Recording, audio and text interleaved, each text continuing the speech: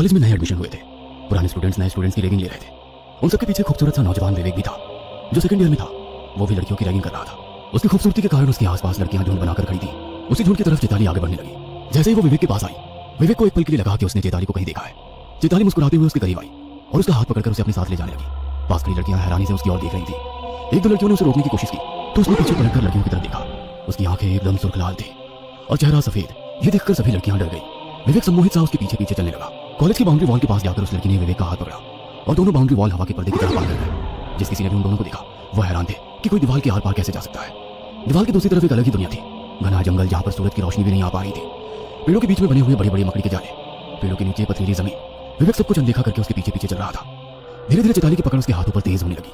उसके नाखूनों के कारण विवेक की कलाइयों से खून निकल रहा था। जैसे उसकी कलाइयों का खून निकलकर जमीन पर गिरने को हुआ, जमीन पर गिरने से पहले ही चेताली ने अपनी बड़ी सी जीभ से तुरंत ही उस खून को चाट लिया। उसके मुंह पर खून लगा तो उसका पूरा रूप बदल गया था। खूबसूरत से दिखने वाली चेताली एक बदसूरत चुड़ैल में बदल चुकी थी।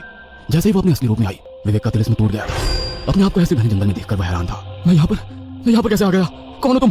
क्या चाहती हो? चुड़ैल बिना कुछ बोले उसकी ओर देखकर जोर जोर से हंस रही थी। उसकी हंसी विवेक की चीख के आगे फीकी पड़ गई। हंसते हुए चेताली ने उसके हाथ की उंगलियां चबा ली थी। हथेली के पोरों से खून रिस रहा था। एक काली बिल्ली वहीं जमीन पर टपके खून को चाट रही थी। चेताली उस बिल्ली को पुचकार कर उसे सहलाने लगी। छोड़ दो, मुझे जाने दो। लो, छोड़ दिया। कहते हुए चुड़ैल उस बिल्ली को अपनी गोद में लेकर वहां से चली गई। विवेक दर्द से कराह रहा था। उसने जैसे ही वहां से निकलने के लिए कदम आगे बढ़ाए, लड़खड़ा कर गिर गया। उसके पैर एक साकल से बंधे हुए थे। यह देखो वो बहुत जोर जोर से मदद के लिए चिल्लाने लगा, मगर उस पूरे जंगल में उसकी आवाज को सुनने वाला कोई नहीं था। हाथों से बहते हुए खून के कारण आई हुई कमजोरी और दर्द के कारण वो बेहोश हो गया। अगले दिन जब उसके चेहरे पर सूर्य की किरणें रोशन हुई तब उसे होश आया तो वो दोबारा मदद के लिए चिल्लाने लगा, मगर इस बार भी कोई उसकी मदद के लिए नहीं आया। मगर उसे इस तरह चीखते देखकर उसके रूममेट ने उसे झकझोर कर उठा दिया।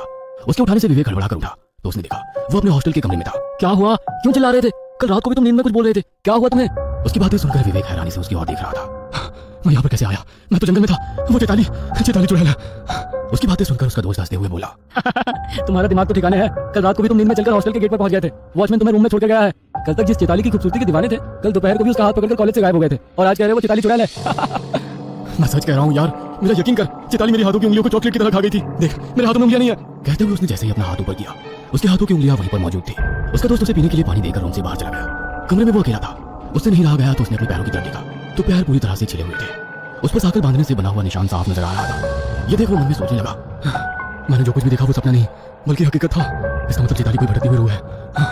ये सोचते हुए उसके चेहरे पर दोबारा पसीना आ गया। उसने अपने चेहरे पर आई हुई पसीने की बूंद पोंछते हुए पानी की बोतल से पानी पीने के लिए जैसे ही गर्दन ऊपर की, दीवार पर चेताली चिपकली की तरह रेंग रही थी। जैसे ही उन दोनों की नजर मिली, चेताली दीवार पर से ही उसके ऊपर चिपक गई। चेताली के नाखून लगने से विवेक की चीख निकल गई। उसकी चीख सुनकर उसका दोस्त दोबारा कमरे में आया। तब तक चेताली खिड़की के रास्ते रेंगते हुए बाहर निकल गई थी। विवेक हकलाते हुए उस खिड़की की तरफ इशारा कर रहा था, मगर उसके दोस्त को वहां कुछ भी नजर नहीं आया। जैसे उसका दोस्त खिड़की के पास से पलटा, चेताली का साया खिड़की के कांच से दोबारा नजर आ रहा था। विवेक की बोलती बंद हो गई थी। मैंने उसका क्या बिगाड़ा है? वो क्यों मेरे पीछे पड़ रही है? देखो, वो दोबारा खिड़की पर है। उसे कहो चले जाए यहाँ से। उसे कहो चले जाए यहाँ से। कहते हुए विवेक पास रखी चेयर पर बैठ गया। डर के कारण उसकी धड़कन तेज चल रही थी। उसका दोस्त पलटकर खिड़की की ओर देखने लगा तो वहां पर कोई नहीं था।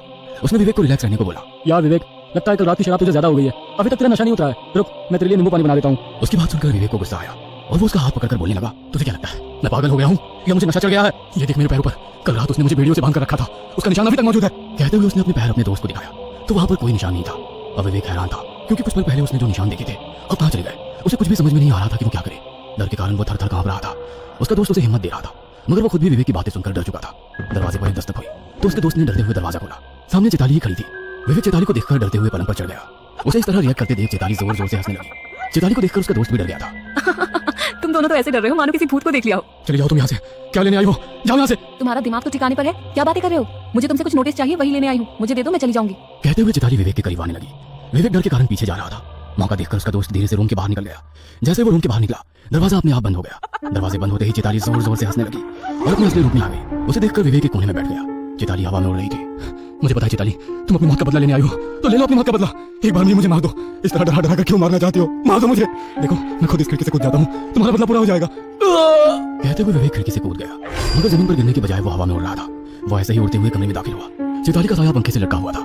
उसे इस तरह लटके हुए देख विवेक को सारी पुरानी बातें याद आ गई। वैलेंटाइन डे की पार्टी के बाद विवेक और चेताली दोनों पार्टी से निकले तो चेताली की आंखों पर पट्टी बंधी हुई थी। हम लोग कहाँ जा रहे हैं? चुपचाप मेरे साथ चलो। क्या तुमको मेरे ऊपर विश्वास नहीं है? मुझे तो तुम पर खुद से ज्यादा विश्वास है। चेताली विवेक के इशारों पर चलती हुई एक होटल रूम तक पहुंच गई थी। जैसे ही विवेक ने उसकी आंखों से पट्टी हटाई, सामने कॉलेज के कुछ और लड़के बैठे थे। उन्हें देखकर चेताली वापस जाने लगी तो विवेक ने उसका हाथ पकड़ लिया। चारों दोस्तों ने चेताली के साथ जबरदस्ती की। आखिर में चेताली ने शर्म के कारण पंखे से लटककर आत्महत्या कर ली थी। उन लोगों ने उसकी लाश को जंगल के बीचों बीच ले जाकर गाड़ दिया। उन लोगों को लगा कि उनके गुनाहों का सबूत मिट गया है, मगर चेताली अगले दिन से ही कॉलेज आने लगी थी। एक एक कर उसने अपने सारे गुनहगारों को सजा दे दी थी। आज विवेक की बारी थी। हॉस्टल में अगली सुबह विवेक के कमरे में पंखे से उसकी लाश लटकी हुई